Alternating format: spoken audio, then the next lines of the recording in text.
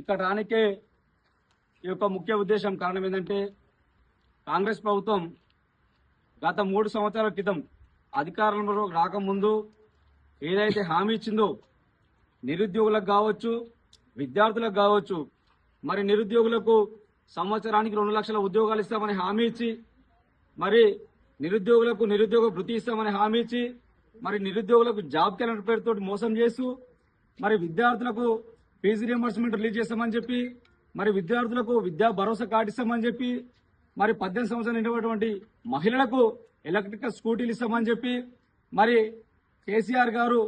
1,16,000 రూపాయలు కళ్యాణ లక్ష్మి ఇస్తుండు, 1,10,000తో పాటు మేము తులం బంగారం ఇస్తామని మాయ మాటలు చెప్పి ఈనాడు మరి నిరుద్యోగులను కావచ్చు, విద్యార్థులను కావచ్చు, మహిళలను కావచ్చు అందరినీ మోసం చేసి ఈ రోజు రోడ్ల పాలు చేస్తా ఉన్నాడు. మరి 3 సంవత్సరాలు గడుస్తా ఉన్నా గానీ ఆనాడు ఏదైతే మాయ మాటలు చెప్పిండో ఆ ఒక్క మాటలను ఎన్నగడుతూ ఈనాడు సరునారు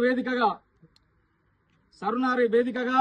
యువ సంగ్రామ సదస్సు అనే కార్యక్రమం తీసుకొని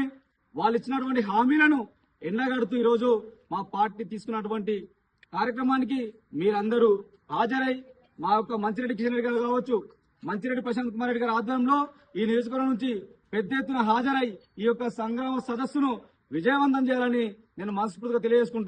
తెలియజేసుకుంటా ఉన్నాను. జై తెలంగాణ, జై తెలంగాణ, జై తెలంగాణ, జై తెలంగాణ.